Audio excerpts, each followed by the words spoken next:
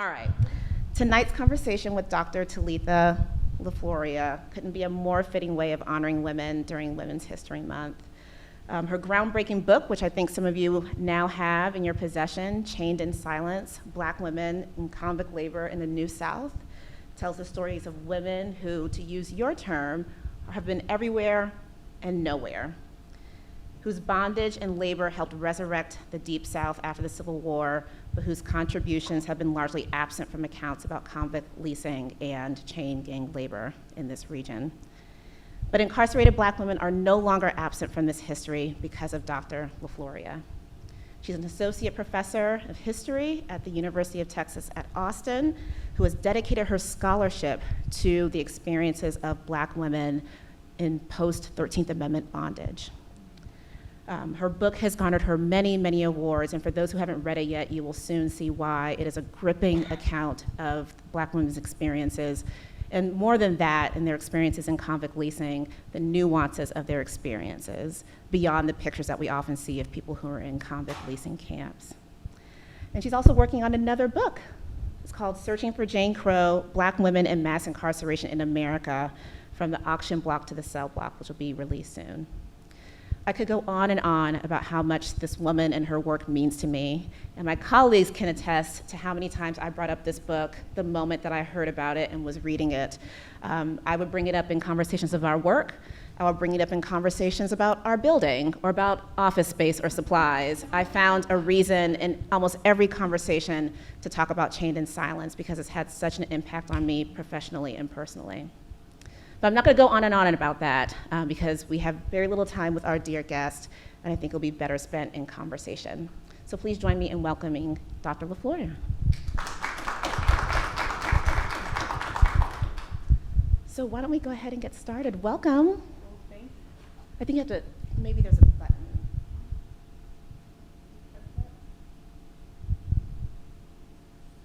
Is there a switch? Okay. There you go. Well, thank you so much, Tia, for that generous introduction and for having me come speak here this evening. It's a tremendous honor for me to be here, and I deeply respect the work that your organization does, so I'm looking forward to this conversation. Well, let's get started. So as I mentioned, Dr. LeFlouria, you're in Texas right now, but you have roots here in Georgia. Mm-hmm. So can you tell us a little bit about your roots and your great-grandmother and her impact on the work that you're doing today? Yeah, absolutely. So my family actually is from LaGrange, Georgia. My great-grandmother was born in a small town in Rough Edge, Georgia. Yeah. Yeah, Rough Edge, and it was just that. I mean, she was born in 1904 and grew up under the fog of Jim Crow. And so much of the experiences that I write about that the women, who are profiled in this book had, my grandmother witnessed. I mean, she was, a witness to racial terror. She was, a victim of segregation and poverty. And, she grew up in a sharecropping family. She was the first of her 3 siblings to be able to go to primary school. And, she never made it past the 5th grade, but she was literate and she could, read and write. My great-grandfather was not very literate. She would have to help him, and they basically lived their lives, with primary, she lived her life with a primary school education, but they thrived. My great-grandfather, he ended up migrating my family to Michigan during the Second Great Migration. And so that is how they were able to escape Georgia and to escape all of the, the terror and the abuse and the violence that, this space represented for them. And my great-grandmother, I should mention, actually grew up 5 miles from the worst chain gang in the state of Georgia, in Troup County. So I don't know if you've ever heard of a book called I'm a Fugitive from a Georgia Chain Gang, written by a man named Robert Burns.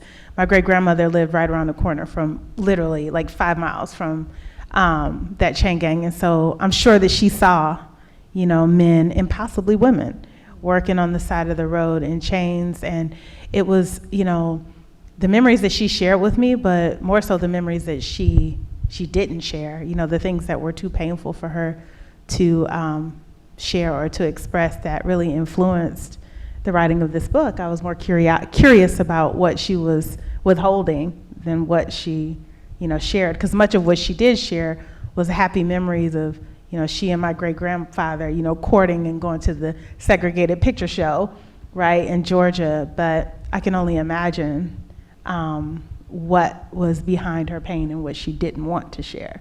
And so I think that in many ways is what makes up the substance of the book. And it's not only your great-grandmother who didn't want to share, but it just seems as if history kind of erased these stories and erased the role that women played and the ways in which the criminal legal system at that time ensnared women into camps and chain gang camps in the ways that they did men. And so how did you, beyond knowing what your great-grandmother probably saw, like what made you tell this other story, like the ones beyond the pictures of men in the black and white stripes post-slavery? What made you tell this story? Well, part of the reason why I wrote this book was to address the erasure that you just mentioned. Before Chained in Silence was published, no book on black women in convict leasing had ever been written. And all of the accounts of convict leasing had been written by white men about black men.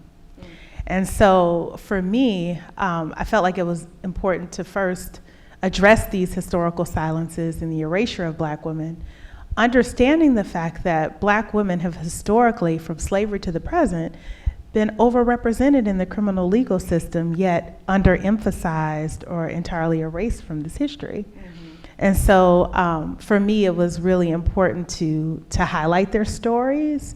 And even today, the same erasure that black women experienced in the past, black women are experiencing today. Most conversations about the system of mass incarceration focus on black men, and rarely do we hear about the devastating effects of this system on black women's lives, not just from the war on drugs to the present, but from the war on freedom, right, during the post-13th Amendment era to the present.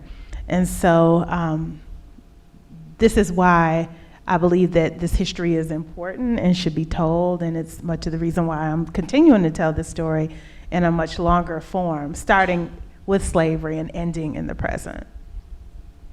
Can you just to kind of ground us in what would lead women into the convict leasing system and into these chain gang camps? Like, what types of offenses, like what types of things were black women accused of doing, and how much of that is like a reflection of the times and the systems that were in place? Yeah, it's, oh my gosh. I mean, the range of offenses, alleged offenses, because I don't call them crimes. I call them crimes for the sake of, for editorial reasons, right? When you're writing a book, you have to call it a crime and offense. Now in my new book, I'm putting parentheses around everything, because I feel like in many ways their poverty was criminalized, their trauma was criminalized. And so you have women who are being sent to prison for life for self-defense, where they've killed abusive spouses or fathers or brothers or lovers. You have black women being sent to prison for life for killing white employers for reasons that were sometimes unknown, but understanding the fact that many black women who worked in white domestic households were victims of sexual assault by their white male employers. It's very plausible that for those women who poisoned their white employers, particularly the male employers, which is interesting, suggests that might have been an issue. Some of these women were accused of arson and burning down the homes of their white employers, and this may have been their way, of resisting, that continued exploitation and commodification of their bodies and their labor after emancipation. So if you can imagine, many of these black women were cheated out of their wages. They were desperately poor. In instances when they wanted to quit a job, they would be accused of theft, right? And so there was this practice known as pantoting, where it was understood that black women could take home, scraps of food that were gonna ordinarily go into the trash to feed their children. And it would be, I guess, like a way of, I guess, enhancing their wages, which were barely nothing. I mean, most of these women didn't make more than $8 a month.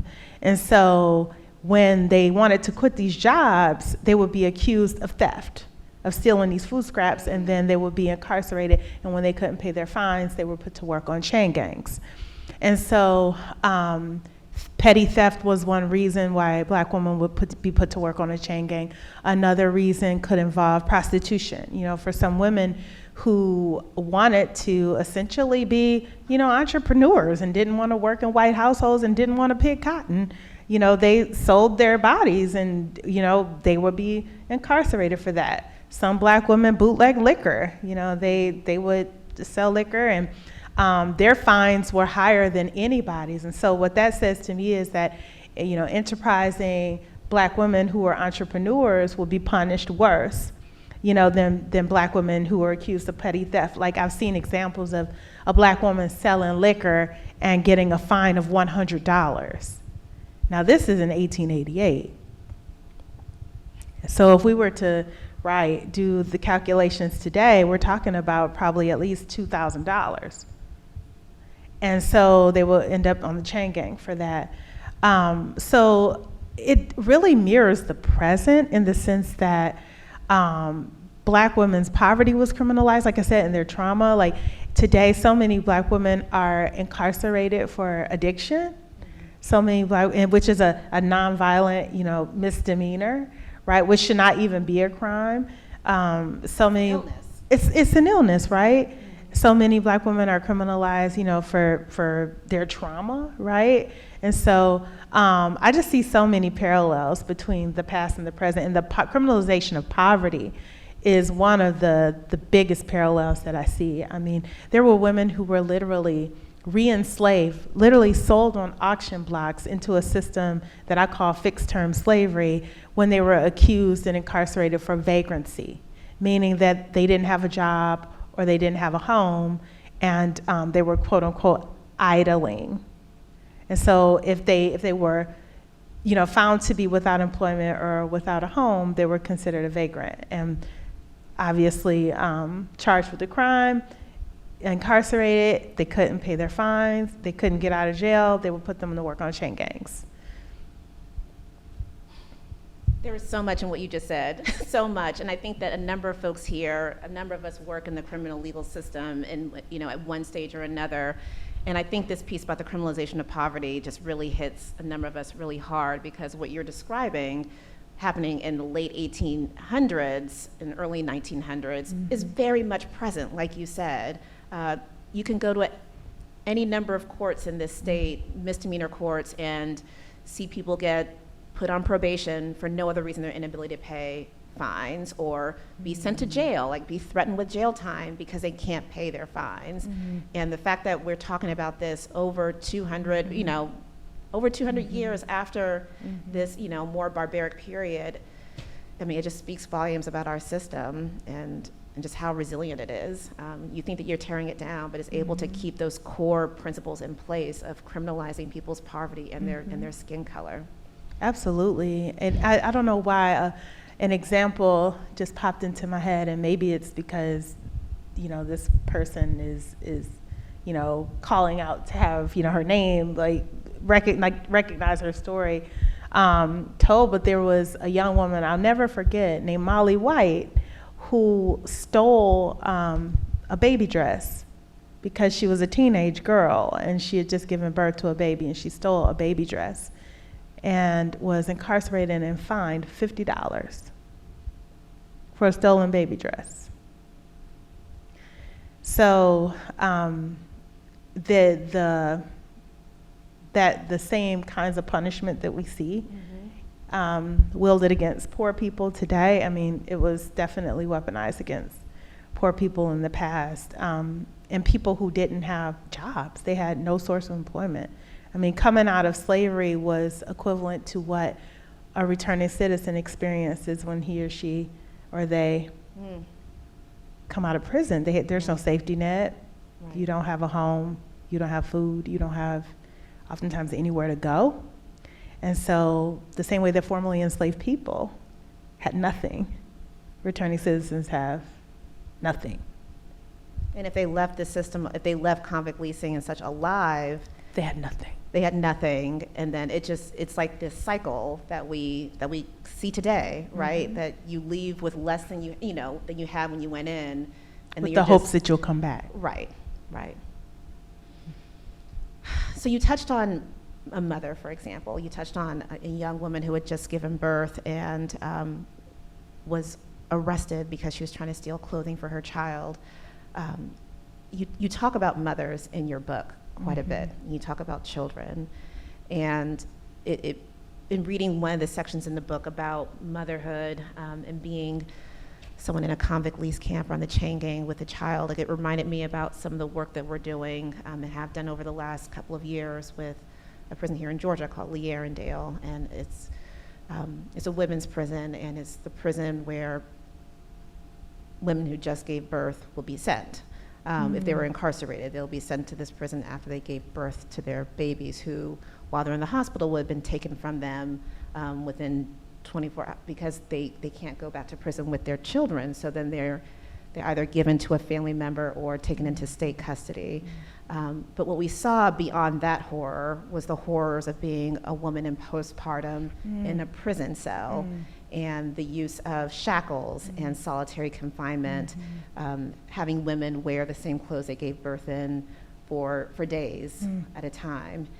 And what struck me about reading your book and the experiences of mothers in your book was that there wasn't that much daylight between those two experiences. Can you talk a little bit about how mothers, how they were treated and how their children were treated when they were in a convict lease camp or in a chain gang?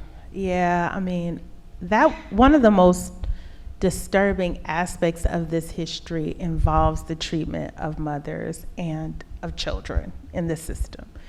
I have literally read accounts of mothers who, one mother in particular, who was nursing her two-day-old baby, and a whipping boss, which was the equivalent of an overseer during slavery, walked up to her and demanded that she go to work.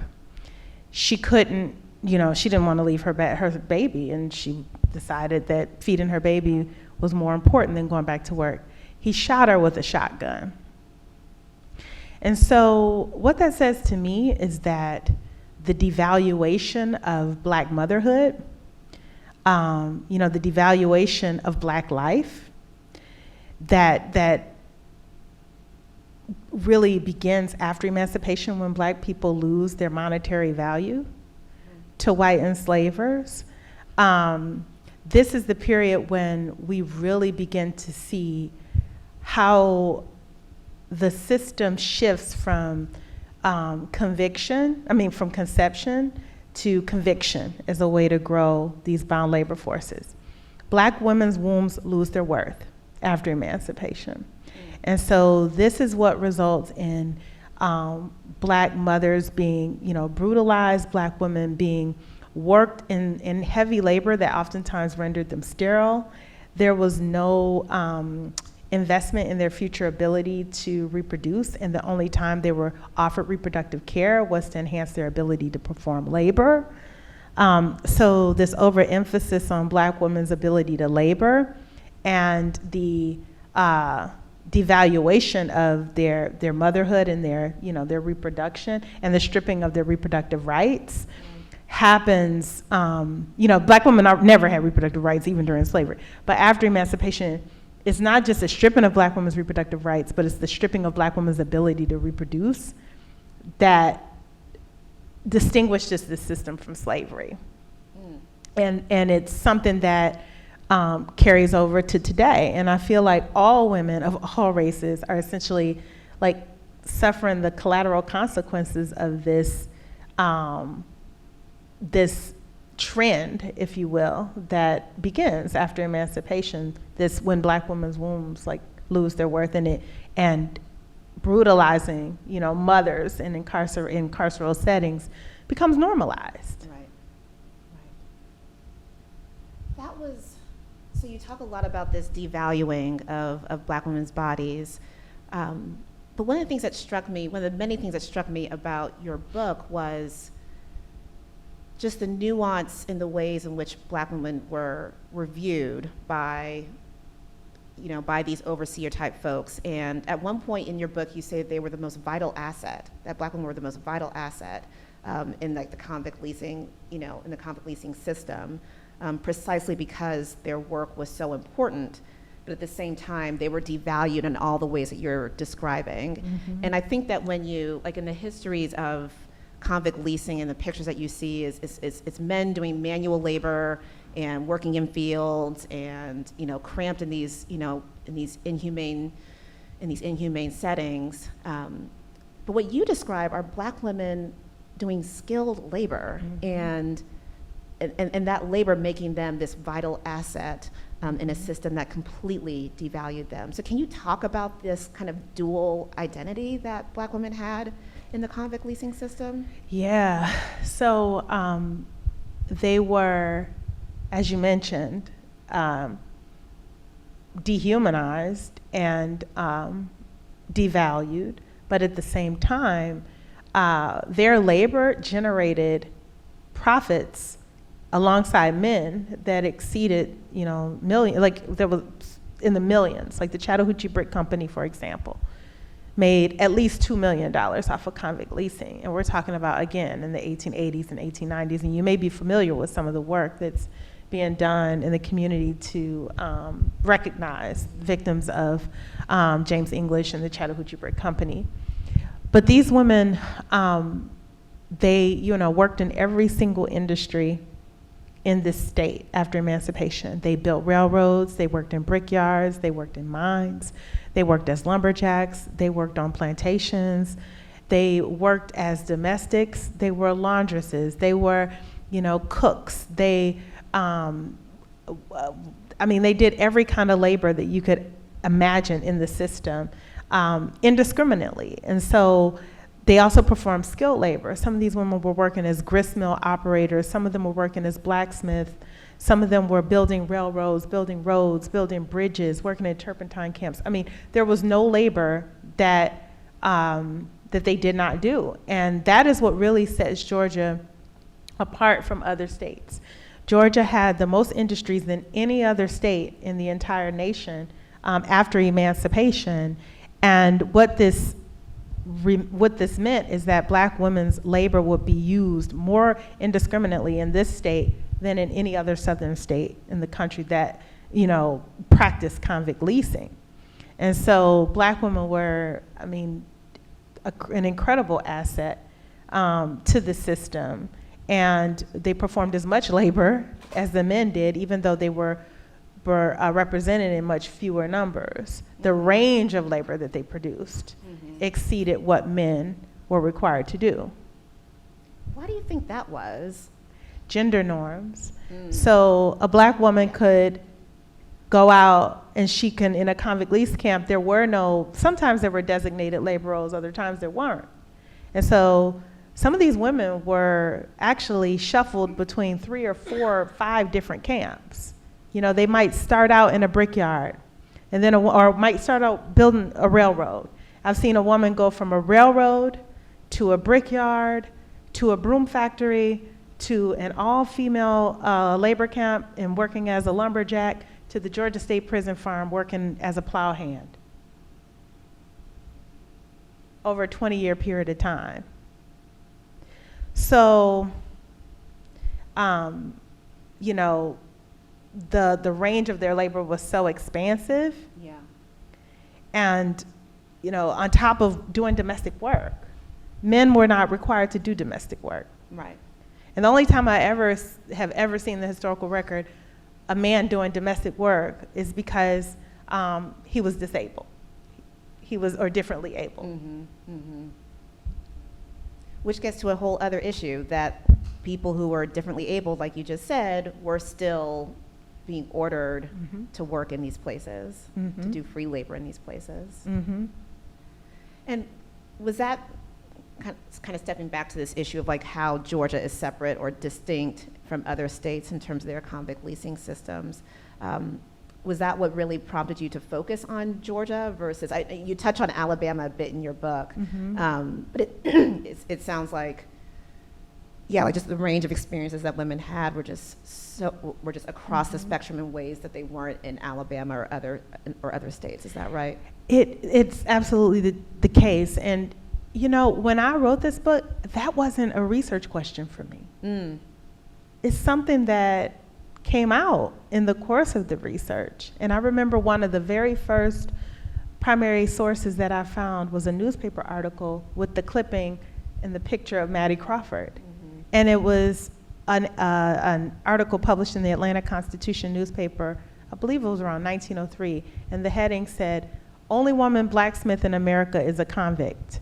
And it was about a black woman named Maddie Crawford who was working as a blacksmith at the Chattahoochee Brickyard. And she was the only female prisoner there because all of the women had been sent to the Georgia State Prison Farm. But because she was tall and she, you know, had a very large stature, they decided to, quote unquote, beat her out of her dresses, put her in a suit of men's clothes, and force her to work as a blacksmith. And was that, there's so much there, but I think what you just described in terms of Miss Crawford having to wear men's clothes, was that something that was common in these camps? Yes, so at the very beginning of the convict lease system, black women were forced to wear men's clothes and brogan shoes. And so when we talk about resistance, which we'll get to, the way that I discovered this was I saw multiple instances of women being beaten for burning their clothes. So essentially that was their way of reclaiming their feminine identity. You know, and many of these women were formerly enslaved. Let's just be very clear about that. And so for them, being able to make a claim to womanhood after emancipation was important to them. Being able to dress like a woman, to be presented in the world as a quote unquote real woman and not a piece of property was, you know, important to black women. And so for them to be, you know, completely defeminized and put into men's clothes and brogan shoes was so offensive to some of these women that they literally burned the clothes. It reminds me of going back to what you were saying about the past being present in the present. For anyone who's been to a women's prison, the uniforms are for the most part different in color. They look very similar to men's uniforms, and what incarcerated men are required or ordered to wear. And so just hearing you describe that reminds me again of something that we are seeing very much present today. When you mention the color, what are they? Pink? Are they orange? No, I've seen brown. Brown. Okay. Yeah. It's nothing that's overly. Yeah. I've seen mainly brown.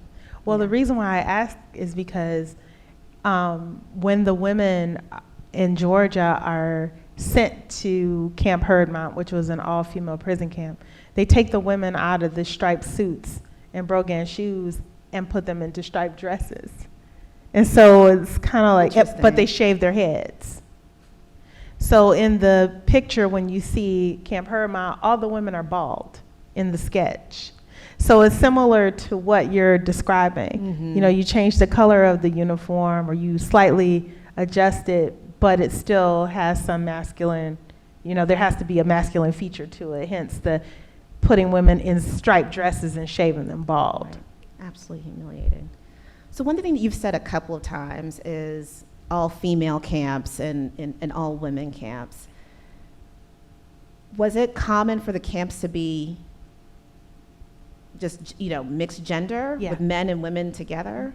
The camps started out unisex. And so men and women would be working right alongside each other in these convict lease camps and on chain gangs. Not to get too graphic, but I've seen, you know, multiple instances of women being flogged by whipping bosses while they were on their menses because they weren't able, you know, to produce the same volume of work as the men because they were physically weaker than the men. And, you know, oftentimes they would put the women in, you know, a segregated barrier, but I've also seen instances where the women had to sleep in the same barracks as the men. So there was really no separation between men and women in these prison camps at the very beginning. And then when they did start creating these all-female prison camps, they would experiment with various industries. So one leasee decided that he wanted to lease all the women to work in a broom factory. And he said, I'm gonna have them, create enough brooms to sweep the state of Georgia. And then after that, all of the women, every single female prisoner in the state who had been convicted of a felony was sent to one plantation owned by a man named William Maddox in Elbert County, Georgia. It was called Camp Herdmont. And this happened around 1899. He was a former slaveholder, and most of his slaves were women. And so the reason why the state leased out all the women to him is because they said that he was experienced with driving negresses, which was a pejorative, way of referring to black women at that time. And so on his prison camp, he had some of the women running grist mills. He had some of the women working as lumberjacks, some of the women working, in the fields, some of the women working as domestic laborers, some of the women working in his household. I mean, he had them doing a little bit of everything. And he was a failed businessman. He lost all of his money, and after the Civil War, he experimented with a few businesses, and this was his last stand. This was his last opportunity to rebuild his fortune. And then in 1903, when the state reclaims all of his female prisoners, he dies basically, I think like within a year, like a year later. So he probably had a heart attack because he lost, all of his laborers, and again, his fortune plummeted. But yeah. And he only paid $5 per person? I think he paid about, if I'm not mistaken, he paid $5 per person, which was pennies compared to the leases that were made on the men and the women at the beginning of the system. And so at one point in time, if a leasee wanted to lease prisoners, they had to pay a flat fee of $25,000. Well, he was able to get these women for $5 a piece. And was that because of this alleged specialty that he had? Like, what was the ground for that? Devaluation. Yeah. Because of their gender, but over exploitation of their labor. Right. Again, here we go, right? With that, it just doesn't, I'm trying to find the word for it, but it's like a contradiction. Yeah, yeah. How did, you kind of touched on this a second ago in talking about like a person like working for 20 years. Like, were these sentences time capped? Were they extended because they remained in debt?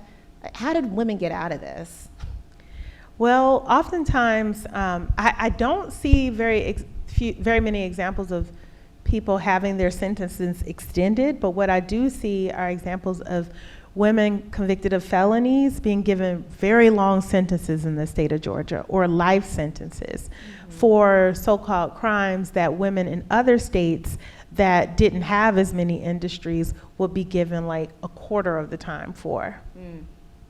And so in the state of Georgia, for example, if a woman, some women went to the chain gang, most women went to the chain gang for petty theft, but sometimes a woman could be accused of quote unquote larceny and petty theft and end up in a convict lease camp for 3 years. Or, like I said, if a woman committed like assault, she could get like 10 or 15 years for that. Whereas in another state, it might be 2 or 3 years because there's not as much need for her labor in a different state. But here, there was a demand, right? And so that helps to explain these long sentences that women were given. Right. Again, making me think of the present. The fact that Georgia is, I think, ranks 4th in the world in its incarceration rate. The Prison Policy Initiative has done, and this is another thing that I throw into almost any conversation I'm having at home, at work, wherever. This Prison Policy Initiative graph that they created that treats every U.S. state as if it were a country, and then compares the incarceration rates of the states to each other, to the United States, and to other countries. And so right now, Georgia ranks 4th in the world in its incarceration rate. Wow. And eight out of the top 10 states on that graph are Deep South states. The last strongholds of slavery and convict leasing lead the world today in their incarceration rates. Wow. So you touched a little bit earlier about resistance and women in big ways and small standing up to this system and saying, not today. You're not going to abuse me today. I'm going to destroy your stuff. Can you talk a little bit about some of the other examples that you saw in addition to women burning the men's uniforms and the men's clothing and such? Oh yeah, there are many examples that I can point to. Some of the women ran away from the prison camps. Oftentimes, many times I've seen examples of women being whipped for working slowly or talking back or cursing at the whipping boss, for being a filthy cook, which means that, What does that mean? I don't know if it means that she might have put a little excrement and hot sauce in the food. It can mean anything. But these women were not having it. I mean, they burned, in one instance at the Georgia State Prison Farm, they burned down some of the prison buildings. They and sometimes they resisted together collectively, and other times they engaged in individual acts of resistance. They physically fought back against their oppressors. I don't have evidence for this, but it is very possible that some of the women ingested cotton root to induce abortions, and it's not that they were, necessarily resisting having their children commodified, because oftentimes their babies were killed in these prison camps. But that was, I think, another way of them, resisting having to carry, their rapist seed, because rape was very prevalent in these prison camps, and a lot of these women were victims of sexual violence, particularly at the hands of white male prison officials, such as the prison camp physician, whipping bosses, and quite possibly the leases themselves. You just named like 70 different forms of trauma and violence in that response. And one of them that jumps out at me, and I know we talked about this earlier, but children being killed. And I think this is one of these big differences between the convict lease and chain gang system and chattel slavery, in that chattel slavery was really surviving off of Black women being forced to reproduce, whereas with the convict leasing system, there was just no incentive to keep children alive, because presumably because that would impact their mother's ability to work. Is that right? So, yeah, that's exactly what happened. I literally remember reading in an article that was written by a descendant of William Maddox at Camp Hurtmont. Now, this is an all-female prison camp, and cisgender women can get other women pregnant. So in this all-female prison camp, the women kept coming up pregnant. And William Maddox told the guard to, quote unquote, drown the bastards in the river. And this is something that one of his descendants actually published in an article. And I got in touch with his descendant. And his descendant, verified that this was the case. And he's currently writing a book on his ancestor, William Maddox. Wow. So, yeah, he would literally tell them to drown the babies. I've seen instances where prison camp physicians were sexually abusing women in the prison camp, and then the prison camp physician would be responsible for delivering the baby and would record that the baby was born dead. How convenient is that? And right. So obviously the assumption is that they were making sure that these babies, did not survive, because they were trying to cover up their own, not so much shame, because they felt entitled to these women's bodies, but, to cover up their indiscretions, because they were not supposed to be doing that. Yeah, so the disappearing of the babies is probably one of the most traumatic things that I encountered when I was writing this book. I really don't even know what happened to babies that were born in the prison camps, if they survived, but I've just seen so many examples, like remember the woman, Carrie Massey, who gave birth to like 5 babies in prison, died of childbed fever, I think like maybe 2 days after giving birth, and then her baby died 2 days later of starvation from not being able to get her milk. All I see is just death and disappearance. How did you sit with that or shoulder that as you were doing this research? What you're describing is just barbaric and horrific. Yeah. And how and it becomes personal, right? Because these are our people, and like you said, your great grandmother was, around the corner from, a camp, and she had 13 babies. And it made me curious about why she felt it important to reinscribe her femininity constantly. Because if she didn't brag about anything else, she bragged about birthing lots of chillins. That says something to me. Right. So I just wanted to throw that in. Yeah. Because that says to me that not like being able to birth chillins and future citizens meant something to Black women. And for my great grandmother, born in 1904, right, in Rough Edge. Right. So I just wanted to put that in. Yeah. How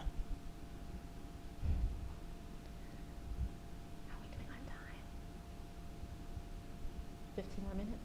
Wait, is it for Q&A or no? We need to, okay. I know. We could like be here until like 2 o'clock in the morning with me being like, so let's talk about this. But there are other people here, and I really want you guys to be able to ask whatever questions or thoughts that you have. So stop me from asking questions, please, if you guys have questions or thoughts. And I know a number of you have your own experiences working with the criminal legal system, and so here in Georgia. So please share your thoughts or questions with Dr. LeFlouria.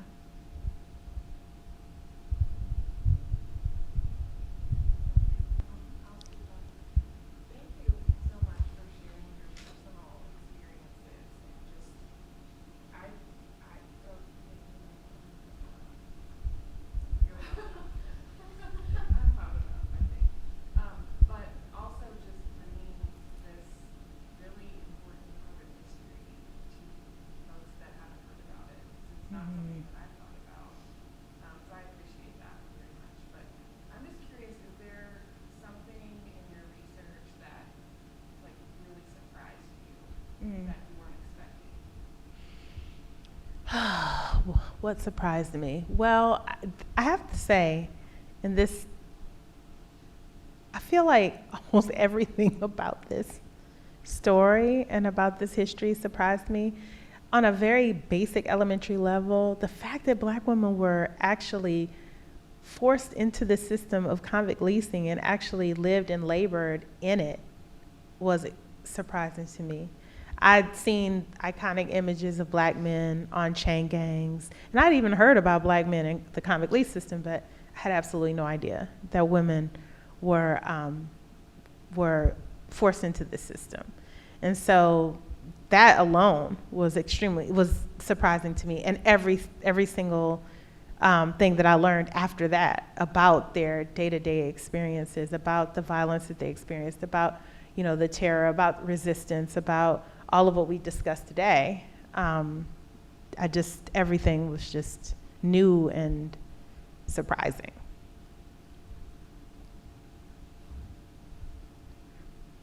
Were there white women? Like, was there a comparable system for white women, or what happened to white women? I mean, the few who were, who went through the criminal legal system at that time. So, from what I can tell, between 1868 to 1908, over a 40-year period, there were about 3 white women incarcerated in the convict lease system. So nearly, in 40 years. So nearly 100% of the Black female prison population, particularly those convicted of felonies, were black women. When it comes to the chain gang system, there were a handful of white women who were held in stockades or jails, but I haven't seen examples of white women working on chain gangs. And so sometimes if a woman was not put to work on a chain gang, for example, pregnant black women that I write about in the chain gang chapter, some of them worked at the stockade and they were not out on the chain. So I think that their pregnant status may have possibly spared them from the chain, but you know, I guess white women's skin color and fragility handicapped them and their race from, you know, doing the grueling hard work that black women did alongside black men. So very, very few white women were affected by this system. And I will say that the two instances that I can recall when a white woman reported being abused by a whipping boss, in one instance a white woman named Mamie Decree reported that she was flogged by a whipping boss, and another white woman claimed that she was raped by a whipping boss, and both of them were pardoned by the governor.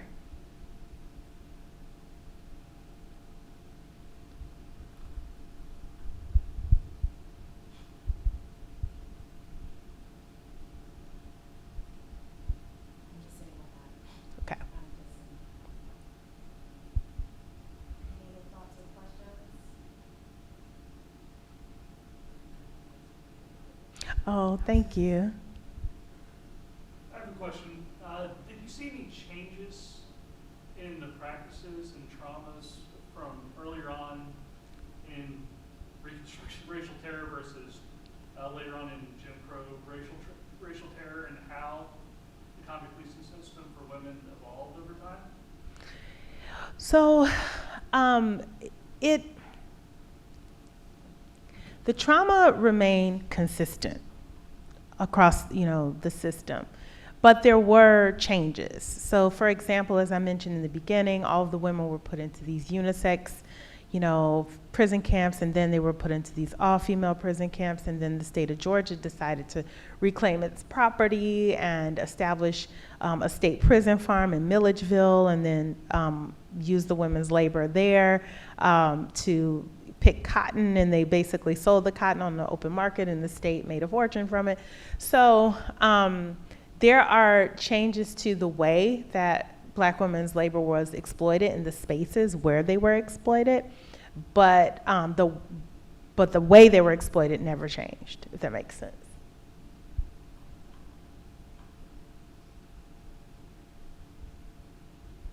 If I could just, one of the things that stuck out to me about, there's so many things that stuck out, but one of the things we talk about in the book were the fact that there were plenty of black folks who were in higher classes, right? Or who were like in a, you know, in a class where they might have been shielded from this system. And there were groups called improvement associations and such. And what was the relationship between these improvement associations and black women, you know, on the chain gang or in these convict lease camps? Was there an effort to try to address that, or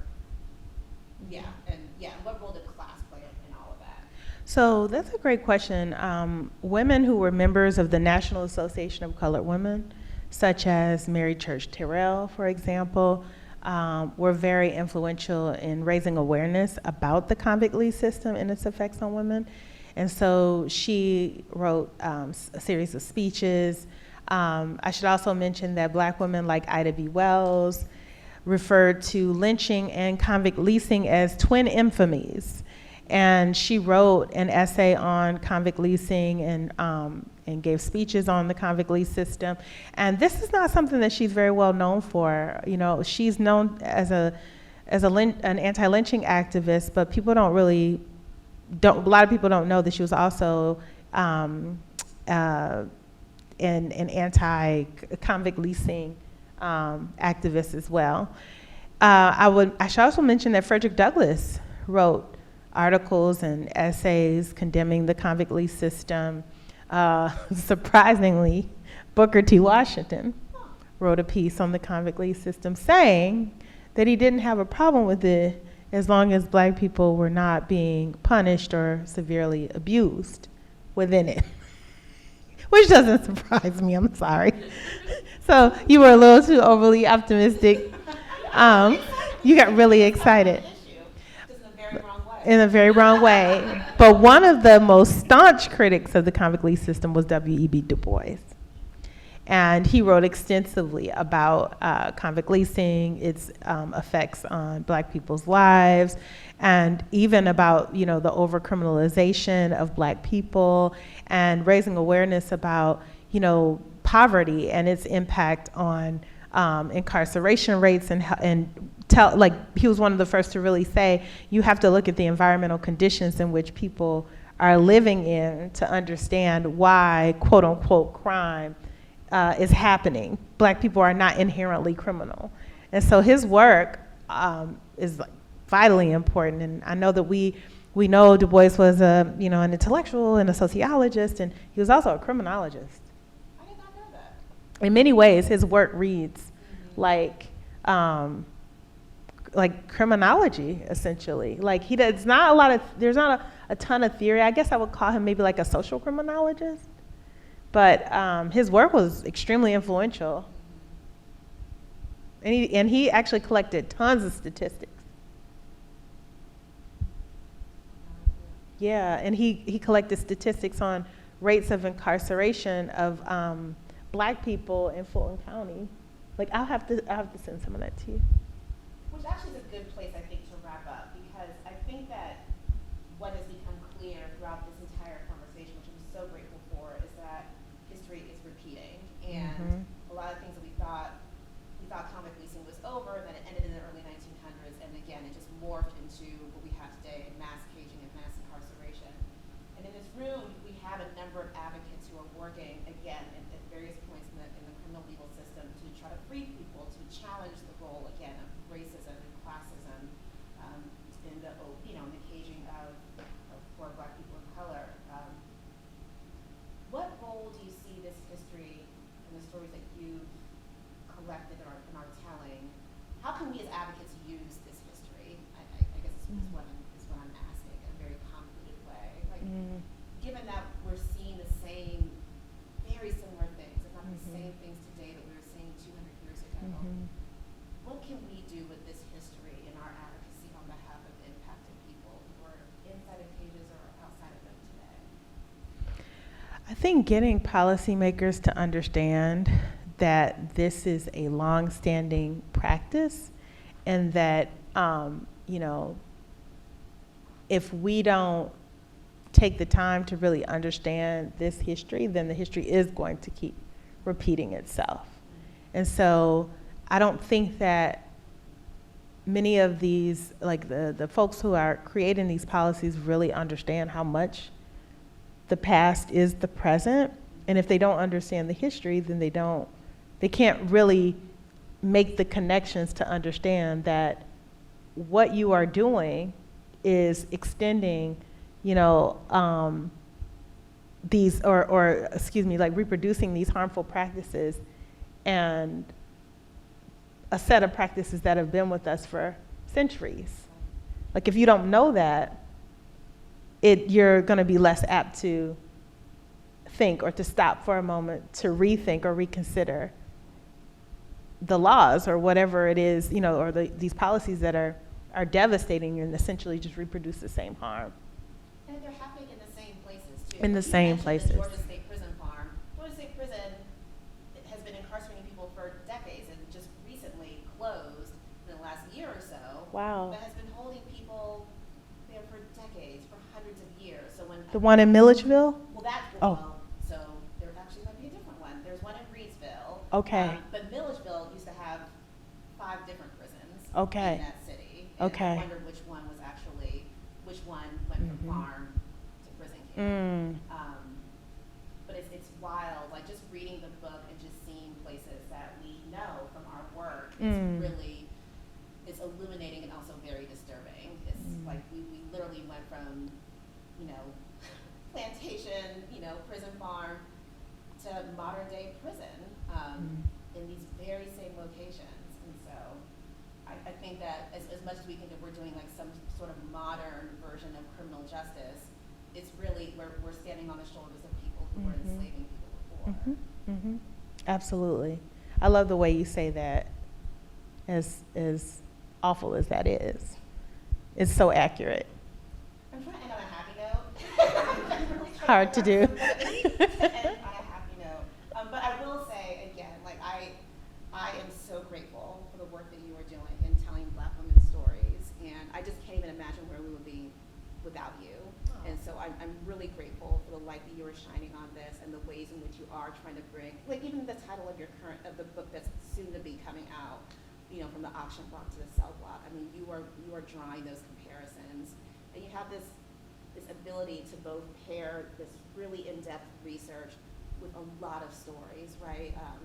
Oftentimes it's one or the other, and you marry the two so well. And I really consider your book to be a call to action, to not only learn our history, but to use the history in our current fights against this system. So thank you so much for joining us.